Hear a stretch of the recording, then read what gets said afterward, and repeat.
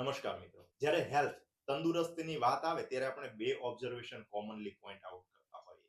એની અંદર સૌથી પહેલો diabetes, blood pressure, heart attack, cancer આ પ્રકારના રોગો હમણાં જ વધી ગયા છે. બે પેઢી પહેલાના લોકોને તો જોવા જ નહોતું. બીજું, આ પ્રકારના રોગ છે અર્બન એટલે કે શહેરી વિસ્તારના લોકોને વધુ જોવા મળે. ગામડાના લોકોમાં તો બહુ જ ઓછા થતા હોય.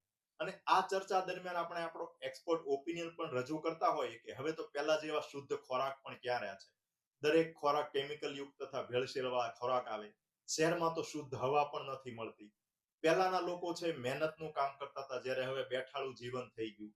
આ પ્રકારના કારણોના લીધે અત્યારે આ પ્રકારના રોગ વધુ જોવા મળતા હોય. મિત્રો, આ બધા કારણો પણ સાચા જ છે. અને જ્યારે કોઈ પણ હેલ્થ રિલેટેડ ચર્ચા થતી હોય કે હેલ્થ રિલેટેડ એજ્યુકેશનલ કે મોટિવેશનલ વિડીયો કે સ્પીચ હોય, ત્યારે આ બધા ફેક્ટરનો ઉલ્લેખ થતો હોય અને એના વિશે આપણને એક્સપર્ટ સલાહ પણ આપવામાં આવતી હોય. પરંતુ આપણે હેલ્થ માટેનો એક ખૂબ જ મહત્વનો પિલરને કોમનલી મિસ કરતા હોઈએ. મિત્રો, આમ તો આપણું હેલ્થ છે ઘણા બધા ફેક્ટર ઉપર આધારિત હોય, પરંતુ આપણું હેલ્થ એટલે કે સારી તંદુરસ્તી છે મેઇનલી ત્રણ પિલર એટલે કે ત્રણ પાયા ઉપર આધારિત હોય.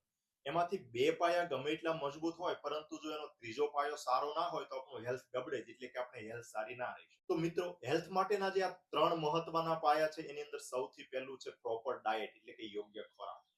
બીજું છે ફિઝિકલ એક્સરસાઇઝ એટલે કે શારીરિક કસરતો. અને ત્રીજું મહત્વનું પિલર છે એડિક્વેટ એન્ડ ગુડ સ્લીપ એટલે કે પૂરતી અને સારી કહી શકાય એવી ઊંઘ.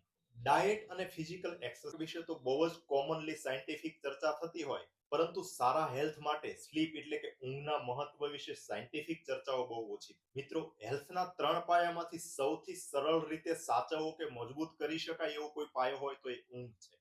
કારણ કે ડાયટ વિશે આપણને ખબર હોય, નોલેજ હોય કે શું ખાવું જોઈએ અને શું ના ખાવું જોઈએ, શું સારું ને શું ન સારું, પરંતુ ડિસિપ્લિનના સંયમના અભાવે આપણે ડાયટ ઉપર પૂરો કંટ્રોલ ના રાખી શકતા હોય. એ જ રીતે આપણને ખબર છે કે શારીરિક કસરત આપણા શરીર માટે મહત્વની છે, પરંતુ આળસ કે બીજા કોઈ પણ ફેક્ટરના લીધે આપણે શારીરિક કસરતને ટાળતા હોઈએ. પરંતુ સારી ઊંઘ એક હેલ્થ માટેનો એવો પિલર છે કે એના માટે આપણે બહુ એફોર્ટ કરવાની જરૂર ના પડે. યુટ્યુબ કે બીજા સોશિયલ મીડિયામાં ઊંઘ વિશે ઘણા બધા વિડીયો જોવા મળે, પરંતુ એમાં મોટાભાગે મેડિકલ સાયન્સ રિલેટેડ વિડીયો બહુ ઓછા હોય. હા, યોગ નિંદ્રા કરો, 5 મિનિટ તમે આ રીતે ઊંઘ કરો, પૂરી રાતની ઊંઘ થઈ જશે, શરીર પૂરતું સ્વસ્થ થઈ જશે, આ પ્રકારના અનેક વિડીયો જોવા મળતા હોય. પરંતુ મેડિકલ સાયન્સ, મેડિકલ ફેક્ટને રજૂ કરતા વિડીયો છે એ પ્રમાણમાં ઓછા જોવા મળતા હોય. અને એટલા માટે થોડા સમય પહેલા આપણા વડાપ્રધાન નરેન્દ્ર મોદીએ પણ એક યુટ્યુબ ક્રિએટરને સ્ટેજ ઉપર કીધેલું કે તમારે લોકોમાં ઊંઘની જાગૃતિ, ઊંઘની મહત્વ વિશે વિડીયો શેર. યુટ્યુબ કે બીજા સોશિયલ મીડિયામાં ઊંઘના મહત્વ વિશેના મેડિકલ સાયન્સ રિલેટેડ વિડીયો હશે, પરંતુ ગુજરાતીમાં તો બહુ જ ઓછા વિડીયો હશે.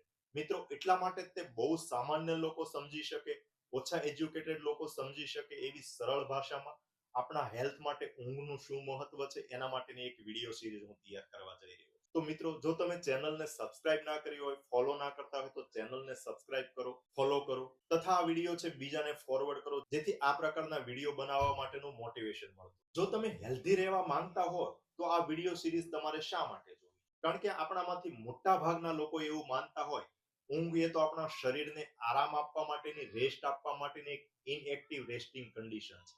પરંતુ આખી વિડીયો સિરીઝ જોયા પછી તમને ખબર પડશે કે સ્લીપ, ઊંઘ એ તો રિયલી આપણા શરીરના પ્રોપર હેલ્થ માટેની એક ઇનક્રેડિબલ એક્ટિવ બાયોલોજિકલ પ્રોસેસ છે. મિત્રો, વધુ ડિટેલમાં હવે પછીની વિડીયો સિરીઝમાં જોઈશું, પરંતુ આજના વિડીયોમાં આપણે ટૂંકમાં જોઈએ કે ઊંઘનું આપણા શરીર માટે શા માટે મહત્વ હોય.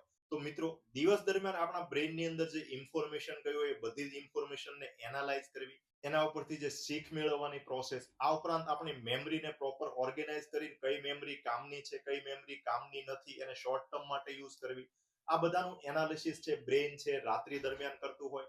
આ ઉપરાંત પણ આપણું ઇમોશનલ રેગ્યુલેશન અને આપણી જે બ્રેઇનની ક્રિએટિવિટી તથા પ્રોબ્લેમ સોલ્વિંગ કેપેસિટી છે એ આપણી ડીપ સ્લીપ દરમિયાન એટલે કે ઊંઘ દરમિયાન સારી રીતે થઈ શકતી હોય. આ ઉપરાંત પણ મહત્વના કામની અંદર જોઈએ તો દિવસ દરમિયાન આપણા શરીરને જે માઇક્રો ડેમેજ થયું હોય એ ડેમેજને રિપેર કરવાનું કામ, આપણા શરીરના હોર્મોન બેલેન્સને પ્રોપર કરવાનું, આપણી ઇમ્યુનિટી એટલે કે રોગ પ્રતિકારક શક્તિ બૂસ્ટ કરવાનું, આ પ્રકારના અનેક મહત્વના કામ છે આપણે ઊંઘ દરમિયાન થતા હોય. આપણે નિયમિત અને પૂરતી ઊંઘ લેવી જોઈએ, અને કદાચ આપણે જો પૂરતી ઊંઘ ના લઈએ તો શરૂઆતમાં એનાથી આપણને બહુ મેજર ફરક ના પડે.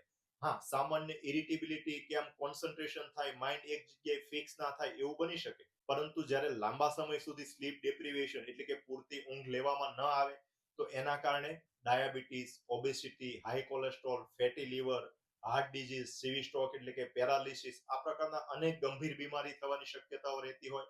આ ઉપરાંત પણ આપણો બ્રેઇનનો કોગ્નિટિવ પાવર ડાઉન થાય, આપણો મેમરી પાવર ઓછો થાય, રોગ પ્રતિકારક શક્તિ ઓછી થતી હોય, આપણું મૂડ રેગ્યુલેશન ડિસ્ટર્બન્સ થાય, આ પ્રકારના અનેક ડિઝીઝ થવાની શક્યતાઓ રહેતી હોય. એટલા માટે જ ઊંઘ એ કોઈ લક્ઝરી પ્રોસેસ નથી, પરંતુ એક બાયોલોજિકલ નીડ છે. મિત્રો, આ વિડિયો સિરીઝમાં આપણે ખૂબ જ ઇમ્પોર્ટન્ટ ટોપિક વિશે મેડિકલ સાયન્ટિફિક ચર્ચા કરીશું, જેવા કે ઊંઘની આપણા શરીરને જરૂર જ શું કામ હોય, શા માટે આપણે ઊંઘ લેવી જોઈએ, ઊંઘ દરમિયાન આપણા બ્રેઇનમાં કે શરીરમાં શું પ્રોસેસ થતી હોય.